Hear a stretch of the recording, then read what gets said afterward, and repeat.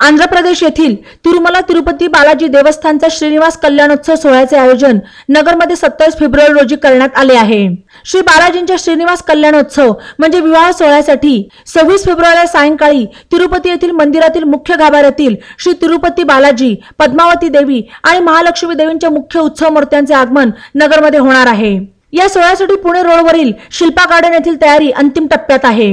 या ठिकाणी हजारो भाविकांची दर्शनाची सोय करण्यात आली आहे। हा सोहळा सर्व भाविकांसाठी मोफत आहे।